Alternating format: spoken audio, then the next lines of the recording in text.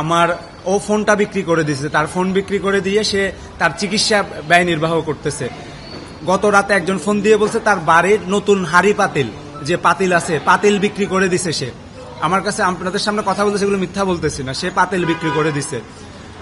এভাবে ধার দেনা করে তারপরে ম্যাচের টাকা ভেঙে চিকিৎসা নিচ্ছে। অনেক তো মনে পড়তেছে না এখন।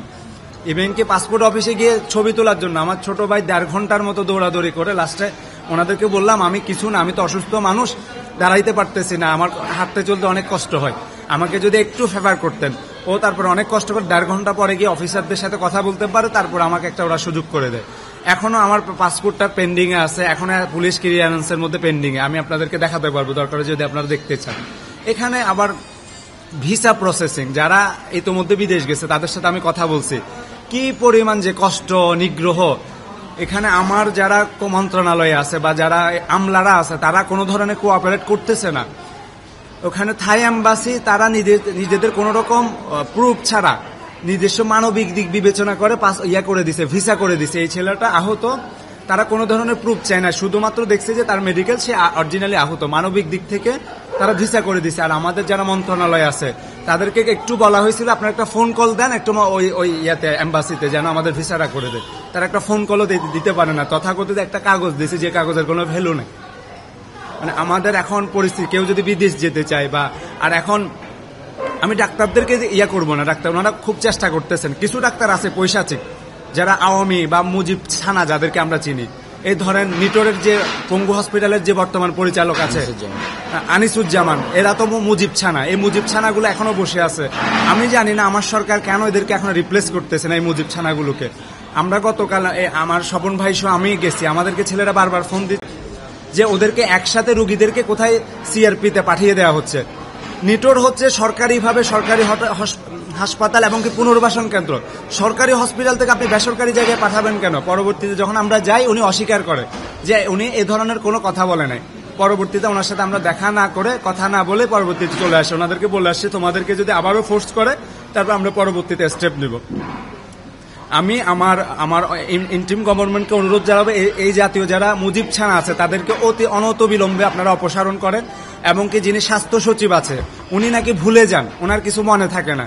এই ভুলে যাওয়া ব্যক্তি কিভাবে একটা গুরুত্বপূর্ণ দায়িত্বে থাকতে, খালি আহত না পুরো বাংলাদেশেরই তো উনি স্বাস্থ্য সচিব, এই জায়গায় কিভাবে ওই চেয়ারটা উনি কিভাবে বসতে পারেন আমি জানি না।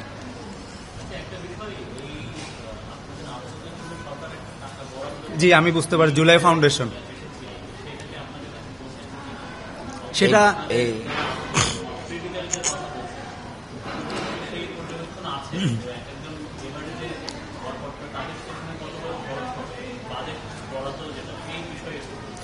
এখন পর্যন্ত আরেকটু ক্লিয়ার করতেন, আমি একটু বুঝতে।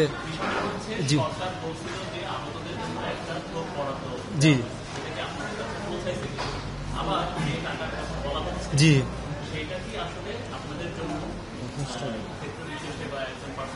আচ্ছা আচ্ছা আমি বুঝতে পারছি। এখন পর্যন্ত আমি সরকারি কোনো 1 পয়সা পাই নাই। আর আমি যতটুকু জানি সরকার এখন পর্যন্ত কোনো ধরনের কাউকে ওভাবে টাকা দেয় নাই অফিসিয়ালি। আর বিভিন্ন সরকারি হসপিটালগুলোর যে পরিস্থিতি, এই যে ডোনেশন করে না মানুষ, যে সমাজসেবা অধিদপ্তর আছে ওখানে গিয়ে মানুষ ডোনেশন করে, ওই ডোনেশনের টাকা দিয়ে চিকিৎসা হচ্ছে। সরকার যে ফ্রি চিকিৎসার এটা এক ধরনের অসম্মান করতেছে, অবজ্ঞা করতেছে, অবহেলা করে। আমি এই শব্দের তীব্র প্রতিবাদ জানাই। এখন পর্যন্ত আমার ইন্টিম গভর্নমেন্ট ওই জায়গা থেকে কোনোভাবে, আর যে জুলাই ফাউন্ডেশন থেকে হয়তো আমাদের শহীদ ভাইদের ফ্যামিলির একটা আমি নিউজ দেখছি দেশ টিভিতে যে একটা ফ্যামিলিকে 5 লক্ষ টাকার একটা চেক হস্তান্তর করছে স্নিগ্ধ। এখন পর্যন্ত যারা জীবিত আছে তাদের কয়জনের কাছে পৌঁছাইছে এই টাকা আমি ঠিক জানি না, আমার কাছে তো তথ্য না। আমি পরশুদিন আমাকে স্নিগ্ধ নিজেই ফোন করছে, সে আমার কাছে একটা লিস্ট চাইছে।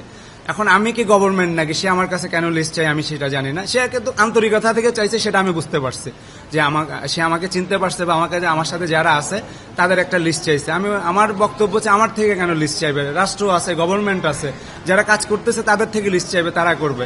এখন পর্যন্ত ওভাবে টাকা পয়সা আর জুলাই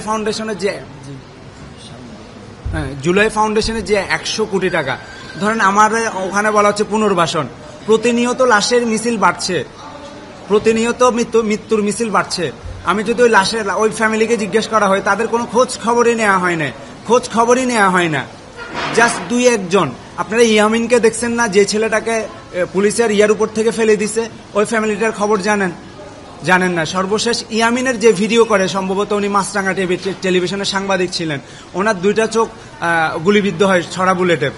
আমি সর্বশেষ সপ্তাহখানেক আগেও যখন ওনার খোঁজ খবর নিয়েছি, মানে আমি তখন উনি বলছে এখন পর্যন্ত ওনাকে কেউ দেখতে আসে নাই।